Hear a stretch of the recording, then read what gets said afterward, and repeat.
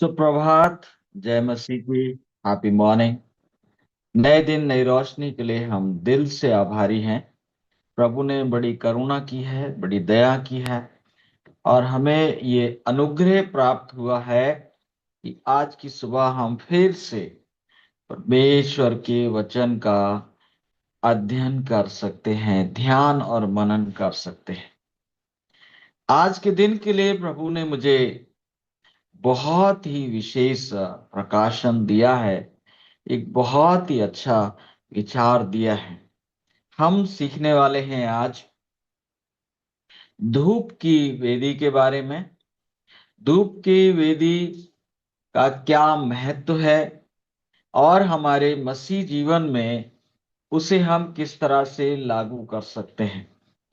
हम आज ये सीखने वाले हैं कि प्रार्थना कब सुनी जाती है और कब प्रार्थना अनसुनी रह जाती है। और आज हम एक स्वास्थ्य संदेश भी सीखने वाले हैं। जो लोग हीलिंग प्रेयर में विश्वास रखते हैं, चंगाई प्रार्थना में विश्वास रखते हैं, उनके लिए कुछ आज एक नए विचार, नए आइडिया मिल सकते हैं। तो इस प्रोग्राम में बने रहिए। इसका नाम है चंगाई बिन दवाई। क्योंकि परमेश्वर की योजना है कि उसके लोग स्वस्थ, सुखी और संपन्न हों। और कैसे हम स्वस्थ, सुखी, संपन्न बन सकते हैं, इसका प्रकाशन हमेशा हमें परमेश्वर के वचन से मिलता है।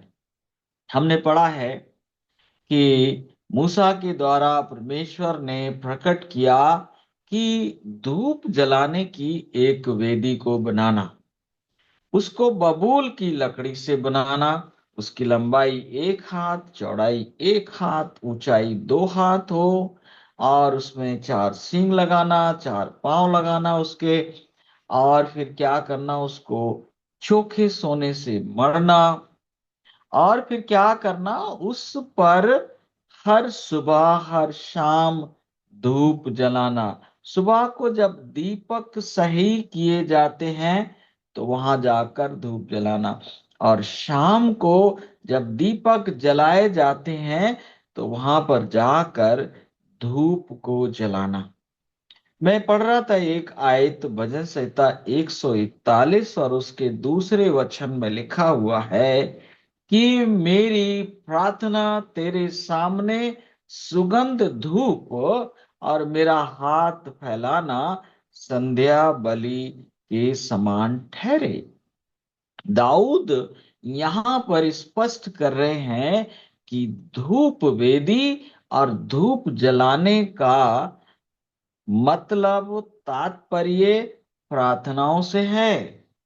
दाऊद कहते हैं कि मैं प्रार्थना इस तरह से करना चाहता हूं कि जब मैं हाथ फैलाकर प्रार्थना करूं तो जिस तरह से धूप जब जलाया जाता है तो धूप का सुगंधित धुआं ऊपर आसमान की तरफ जाता है, उसी तरह से हमारी प्रार्थनाएं भी परमेश्वर के सिंहासन के सामने पहुंचे। मेरे प्रियो, प्रार्थना करना ही काफी नहीं है। प्रार्थना का परमेश्वर के सिंहासन के सामने पहुंचना जरूरी है। हम आम प्रेरितों के काम 10 अध्याय में पढ़ते हैं। वो जो एक सूबेदार होता है, अन्य जाति सूबेदार, और उसके बारे में हम वहां पर पढ़ते हैं। और वो एक बहुत ही प्रार्थना करने वाला व्यक्ति था। स्वर्गदूत आकर उसको कहता है कि तुम्हारी प्रार्थनाएं परमेश्वर के सिंहासन तक पहुंच गई हैं। तुम्हारे दान, तुम्हारे उपकार के कामों को परमेश्वर ने ग्रहण किया है। इतनी बार हम दुआ करते हैं तो हमारी दुआ छत से ऊपर नहीं जाती है। लेकिन आज हम कुछ रहस्यों को सीखेंगे कि हमारी प्रार्थना परमेश्वर तक किस तरह से जा सकती है। ये धूप की जो वेदी पवित्र स्थान में लगाई गई थी, तो उसके पवित्र स्थान के तीन हिस्से थे। एक था बाहर का आंगन, जिसको बोलते कोर्टयार्ड। कोर्टयार्ड में एक जल की हौदी है, और वहां पर बलिदान की वेदी है।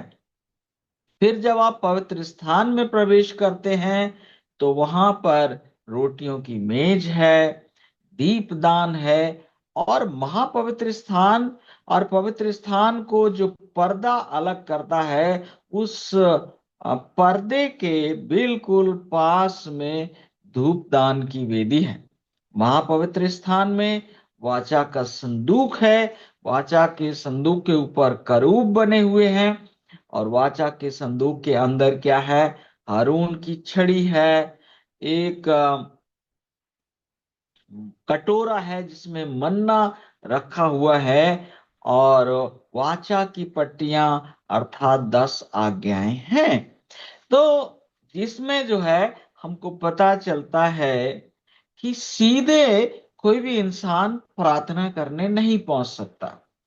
जब वो परमेश्वर के निकट आएगा, तो सबसे पहले वो जल की हौदी के पास पहुंचेगा और स्नान करेगा। वो अपनी सफाई करेगा, पहले अपने आप को धोएगा, और उसके बाद वो बलिदान चढ़ाएगा। और बलिदान चढ़ाने के बाद ही वो परमेश्वर के वचन के प्रकाश में होता हुआ, परमेश्वर के वचन को खाता हुआ कहाँ पहुंचेगा? वो धूप की वेदी के पास जाकर प्रार्थना करेगा। मेरे प्रियो, जब ये रहस्य प्रभु ने मेरे ऊपर प्रकट किया, तो मैं बहुत विचलित हुआ, और मुझे एहसास हुआ कि जब हमारी प्रार्थनाएं नहीं सुनी जाती, तो कब नहीं सुनी जाती, और कब हमारी प्रार्थनाएं सीधे सुनी जाती है। आज का संदेश ये बताता है कि ये संभव नहीं है कि आप एकदम प्रार्थना करने लगे, प्रभु हमारे सर में दर्द हो रहा है, आप ठीक कर दीजिए, प्रभु हमसे पैदल नहीं चला जा रहा है, कुछ कर दीजिए। एकदम प्रार्थना हम नहीं कर सकते। सबसे पहले हम कहाँ आते हैं? जल की हौदी के पास। और जल की हौदी का काम है हमको धोना, अर्थात सफाई सफाई होना। हमारे तन की सफाई, हमारे मन की सफाई, हमारे विचारों की सफाई।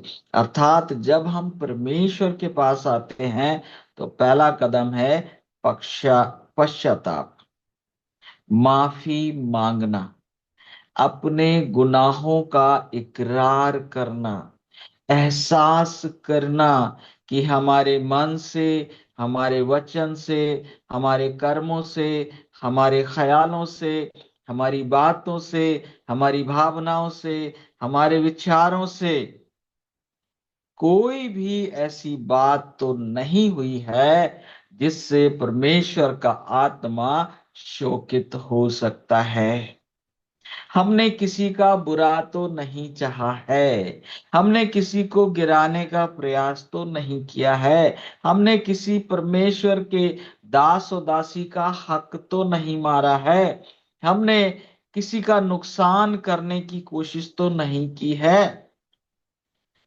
इस चीज को जब हम चिंतन और मनन करते हैं और एहसास करते हैं हमसे कहाँ गलती हुई है, उसके लिए हम दिल से माफी मांगते हैं, और ये प्रण करते हैं कि हम दोबारा उस काम को नहीं करना चाहते हैं। तो ये जल की हौदी का काम है।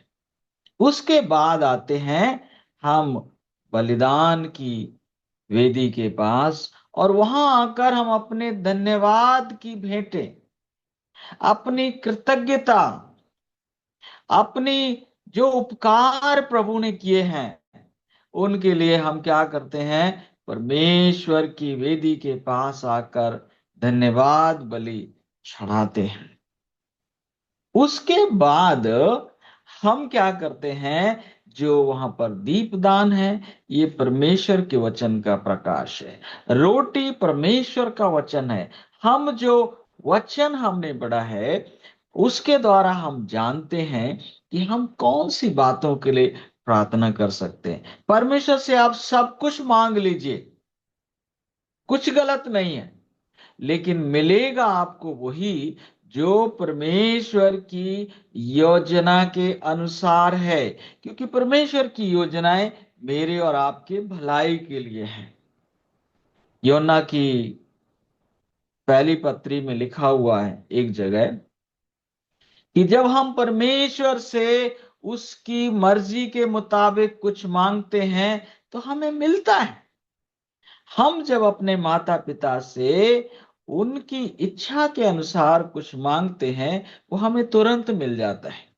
लेकिन जब हम कुछ भी उनकी इच्छा के विपरीत मांगते हैं, तो या तो मिलेगा नहीं, और मिलेगा तो आनंद से नहीं मिलेगा। मेरे प्रियो, आज सुबह हम एक ही विचार को ले लें कि हम ऐसा ना सोचें कि जब हमारे सर में दर्द हो रहा है, सीधे प्रभु हमारे सर को ठीक कर दे।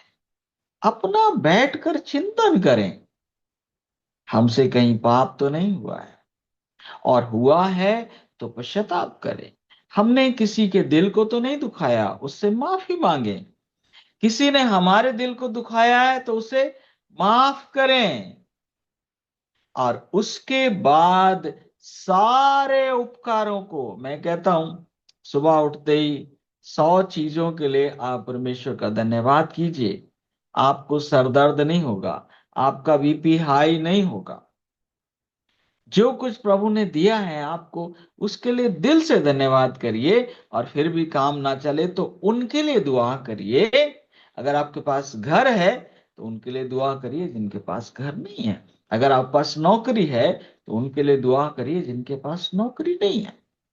ये है बलिदान की वेदी का काम। और उसके बाद आप अपना निवेदन परमेश्वर के पास लेकर जाइए और कहिए, प्रभु मेरा ये निवेदन है, और अगर आपको भाए तो मेरा निवेदन आप स्वीकार करें। और ऐसे में आपकी और हमारी प्रार्थनाएं 100% सुनी जाएंगी। हमें ऐसी प्रार्थनाओं का उत्तर अवश्य मिलेगा, क्योंकि हमने प्रार्थना का जो विज्ञान है उसको हमने फॉलो किया। आज हमने साइंस ऑफ प्रेयर को सीखा है।